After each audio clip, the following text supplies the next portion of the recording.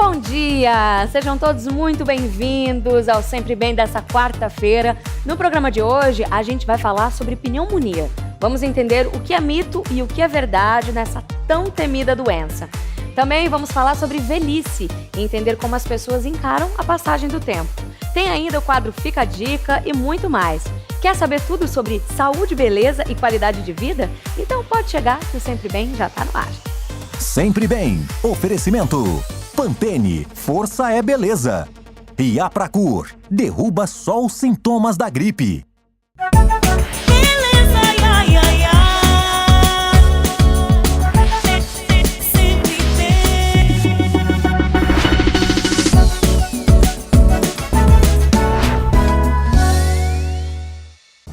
E o programa de hoje começa falando de um assunto que preocupa muita gente. Você sabia que mais de 1 milhão de crianças morrem anualmente no mundo em decorrência da pneumonia? Pois é, dados do governo brasileiro indicam que a pneumonia é a responsável por mais de 200 mil internações todos os anos no Sistema Único de Saúde, o SUS. E é para esclarecer mais sobre essa doença que a gente recebe aqui no estúdio o pneumologista Lucas Andrade. Tudo bem, doutor? Bem-vindo. Tudo bem. Antes da gente começar o mito e verdade, eu gostaria que você explicasse o que é a pneumonia. Bom, pneumonia ocorre sempre que a gente tem uma inflamação direta do tecido pulmonar, mais especificamente dos alvéolos, que é onde ocorre a troca gasosa.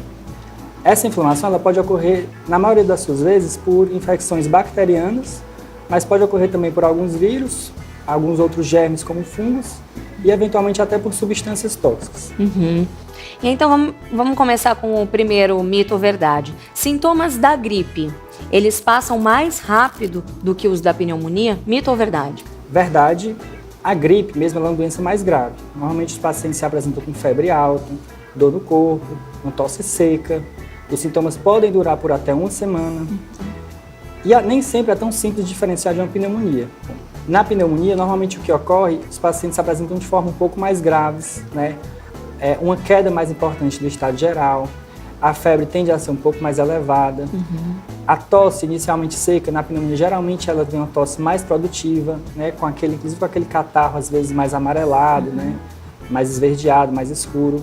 E os sintomas, se não tratados, eles vão persistir até se agravar, diferente da gripe, que na maioria das vezes apenas com suporte, com hidratação, repouso, os pacientes tendem a melhorar. Mas a gripe, ela vira uma pneumonia? Na verdade, né, a gripe, a infecção pelo vírus da influenza, que é o que corresponde à gripe, ela abre as portas para a pneumonia. Uma infecção viral, ela realmente abre as portas para a pneumonia. Então, uma gripe, se não tratada, ela pode realmente, em até 30% a 40% dos casos, pode virar uma pneumonia bacteriana. Olha só. E detecta-se a pneumonia apenas por exames? Isso é mito ou é verdade? O que ocorre, Bruna, o exame, o raio-x de tórax, sempre está indicado nos pacientes com pneumonia. Mas com o exame clínico, com a avaliação do médico, na maioria das vezes já dá para dar o diagnóstico de pneumonia, mas a gente precisa realmente do raio-x, da radiografia de tórax. Então, esses pacientes sempre vão precisar de uma avaliação com exames complementares. Tá. E aí, então, como que eu sei que eu estou com pneumonia? É quando esses sintomas da gripe estão mais agravados, né? Quando os sintomas estão mais agravados, quando você tem uma repercussão, né, maior, e você sempre vai precisar ser avaliado por um médico, a avaliação clínica mais o exame de radiografia de tórax é que dá o diagnóstico de pneumonia. Pneumonia pode ser causada por substâncias tóxicas, isso é verdade, né? Você falou no comecinho. Isso é verdade. O que é mais comum da gente ver na nossa prática é aspiração do conteúdo gástrico. Pacientes que estejam sob efeito de algum sedativo, pacientes idosos, acamados, crianças pequenas, elas podem fazer uma pneumonia por aspiração do conteúdo do estômago. E, eventualmente, esses casos podem ser, inclusive, graves. E, então, você falou de criança e de idoso. Essas são as idades mais comuns de se ter pneumonia? Os extremos de idade, crianças pequenas, idosos, não só a pneumonia é mais prevalente nesses pacientes, como elas podem se apresentar de forma mais grave. Outros fatores de risco associados são pacientes que têm doenças crônicas pulmonares, por exemplo, indivíduos asmáticos, pacientes tabagistas, né? Tem dados que mostram que pacientes que fumam, eles têm uma chance 17 vezes maior de apresentar pneumonia do que um indivíduo não fumante. Indivíduos desnutridos, diabéticos, pacientes que tenham algum grau de imunossupressão, por exemplo, estejam passando por um tratamento de câncer, e indivíduos também que morem em casas de repouso, presidiários, em unidades que eles estejam mais confinados. Esses são os fatores de risco para a pneumonia. Uma outra pergunta muito comum, como evitar a pneumonia? Perceba que a maioria desses fatores de risco, eles são fatores de riscos não modificados. Um indivíduo idoso não vai deixar de ser idoso. Mas atualmente existe uma vacina altamente eficaz, que é a vacina para um germe causador da pneumonia, que é chamado pneumococo. Para você ter uma ideia, a cada 10 pneumonias, mais ou menos 3 são causadas por esse germe. Essa vacina está disponível na rede pública e nas clínicas de vacinação particulares, e ela é altamente eficaz para proteger pela pneumonia desse germe, que é realmente o mais comum. Mas entenda, não previne todas as formas de pneumonia. Tá. E a pneumonia é contagiosa? Isso é mito ou é verdade? Isso é verdade, mas cabe algumas ressalvas. A pneumonia é uma doença infecto-contagiosa, mas como eu falei, na maioria das vezes ela é causada por bactérias. E você, em contato com um paciente com pneumonia, na maioria das vezes você não vai pegar, certo? Não vai transmitir. Mesmo que sejam causadas por bactérias, mas essas bactérias muitas vezes elas já estão presentes no nosso nariz, na nossa boca, e não necessariamente elas vão causar doença. Já as pneumonias por vírus, no caso da gripe, quando ela evolui com pneumonia, essas sim são altamente contagiosas. Nesses pacientes, se você sempre tiver contato, você tem que lavar bem as mãos, né? Se for ambiente aglomerado, usar máscara. O mais importante na suspeita de pneumonia é que você realmente seja avaliado por um médico. Não faça uso de medicamentos, principalmente antibióticos, por conta própria. Se os antibióticos se forem passados de forma inadequada, eles tanto podem mascarar alguns sintomas, como eles podem levar à resistência das bactérias aos antibióticos. E esclarecer que não existe princípio de pneumonia. Isso é uma dúvida muito comum, muitas pessoas referem a pneumonia ou ela ocorreu ou não ocorreu. Mas nem sempre esse diagnóstico é fácil. Em alguns casos, além do raio-x, pode precisar de um exame mais acurado, como a tomografia de tórax, para realmente buscar esse diagnóstico e tratar adequadamente se realmente houve ou não a pneumonia. E vai depender da avaliação médica, saber se esse paciente precisa tratar hospitalizado ou se ele pode tratar na sua própria casa. Então, muito obrigada pela sua participação, viu, doutor Lucas? Eu acho que o senhor, enfim, esclareceu muitas dúvidas que com certeza o pessoal aí de casa tinha. Obrigada, viu? Muito obrigado. E agora, vem aqui que eu quero dar um recado especial para você que se preocupa quando o assunto é gripe ou resfriado. Eu tenho aqui uma dica para combater a congestão nasal, a coriza, a febre e todos os sintomas da gripe. É o Multigripe, um medicamento indicado no tratamento de sintomas de gripes e resfriados. As apresentações disponíveis no mercado são caixa com 20 cápsulas e blister com 10 e 4 cápsulas. Sua fórmula, composta por paracetamol, maleato de clorferinamina e cloridrato de felinefrina, é a combinação perfeita para os sintomas presentes nos estados gripais. Lembrem-se, Multigripe é um medicamento. Durante seu uso, não dirija veículos ou opere máquinas, pois sua agilidade e atenção podem estar prejudicadas. Se persistirem os sintomas, o médico deverá ser consultado. E agora eu tenho uma pergunta. Como você encara o envelhecimento? Esse vai ser o assunto do nosso próximo bloco. Até já! Sempre bem. Eu nunca senti o meu cabelo tão forte quanto agora. E essa força eu não encontro em qualquer lugar. Novo Super Condicionador 3 Minutos Milagrosos Força e Reconstrução. Sua fórmula Pro-Vitaminas age onde o cabelo mais precisa, deixando ele até 10 vezes mais forte. Eu só tenho essa força quando eu sinto a força do meu cabelo. Novo Super Condicionador Diário 3 Minutos Milagrosos. Pantene. Força é beleza. A Pracur é assim, ó. A fórmula exclusiva de Apracur derruba os sintomas da gripe.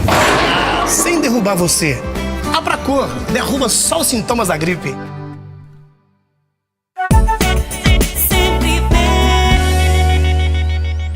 bem. Envelhecer faz parte da nossa natureza. Todos nós sabemos que algum dia a gente vai acordar com mais rugas, com cabelo branco.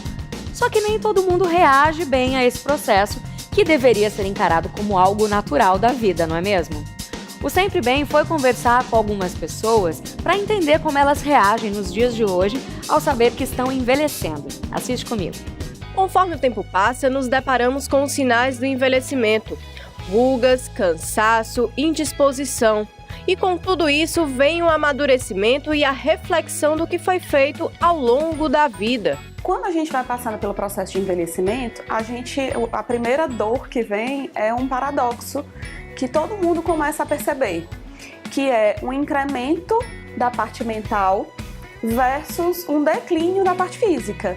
Então, com o envelhecimento, vem tudo aquilo do amadurecimento, da maior capacidade de reflexão, condição de compreensão de vários dilemas da juventude, né? Quando chega numa idade mais avançada, a gente consegue ir compreendendo, sofrendo menos, tendo menos angústia. No período de 1940 a 2016, a expectativa de vida do brasileiro ao nascer aumentou em mais de 30 anos e hoje é de 75,8 anos. A qualidade de vida na terceira idade melhorou, mas envelhecer ainda assusta muita gente. Eu acredito que hoje, com essa questão da produção, né, da capacidade produtiva, sendo cada vez mais exacerbada, as pessoas tentando cada vez ser mais produtivos, durante o seu tempo de produção, trabalhar como nunca, produzir como nunca, acumular como nunca, está acontecendo também isso. O medo do envelhecimento está mais forte.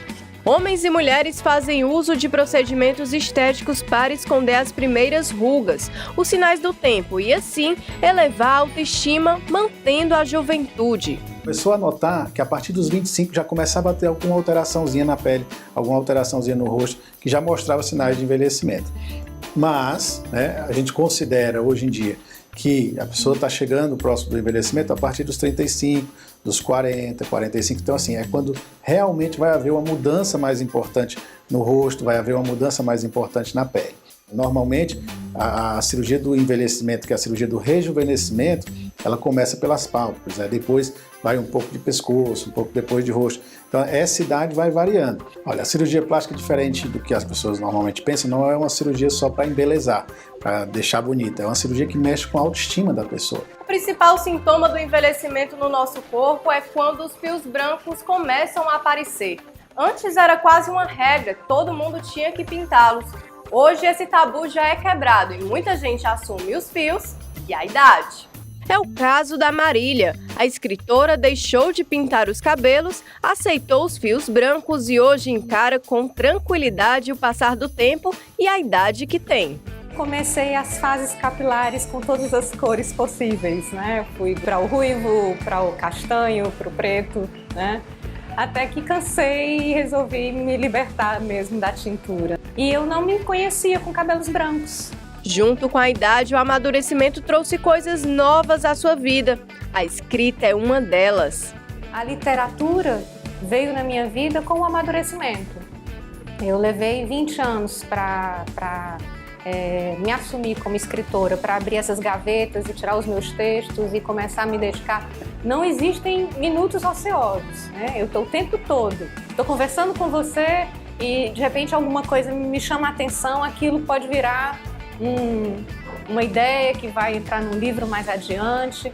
Nem sempre a busca por cuidados com o corpo e a aparência são opção pela beleza.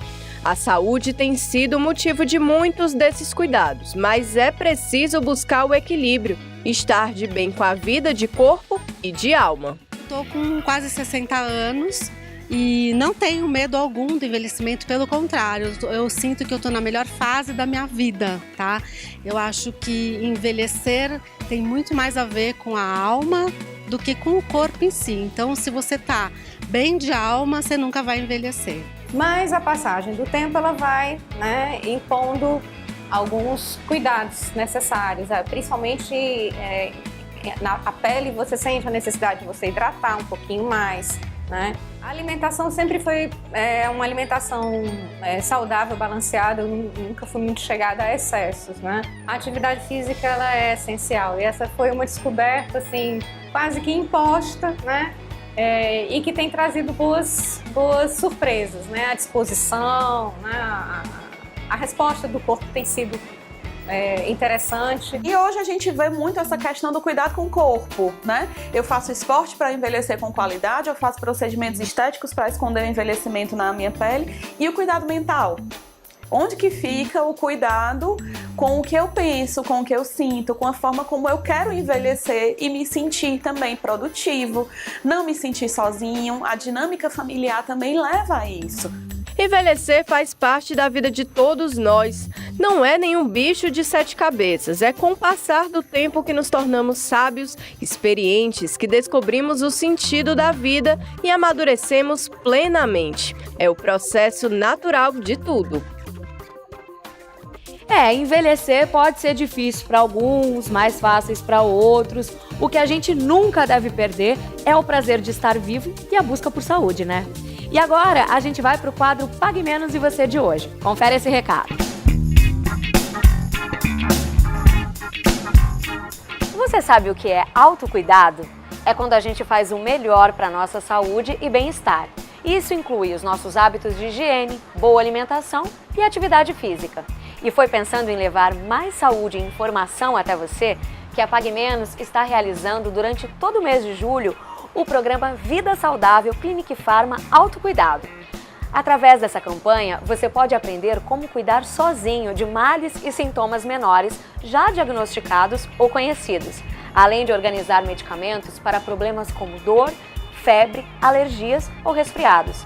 Saiba ainda como seguir corretamente o uso dos remédios, incluindo a dose, quantas vezes por dia ou por quantos dias o tratamento deve durar. Obtenha essas e muitas outras informações necessárias para o autocuidado consciente. Tire todas as suas dúvidas através do Clinic Pharma Pague Menos e desfrute de um atendimento rápido e confiável. Participe, viva com saúde e sempre bem.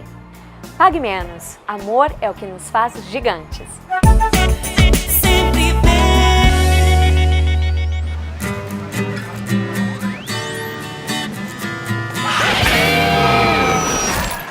Tá com mau hálito. Experimente o novo Colgate Plax Ice Glacial. Mas esse queima?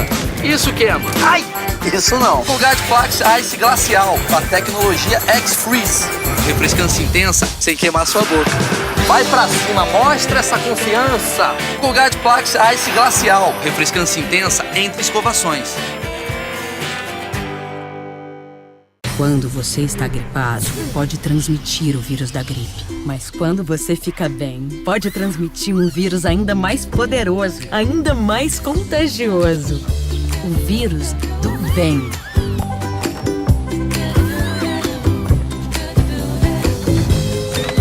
Benegripe quer ver você sempre bem.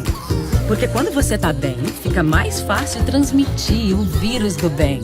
Benegripe, o bem contagia.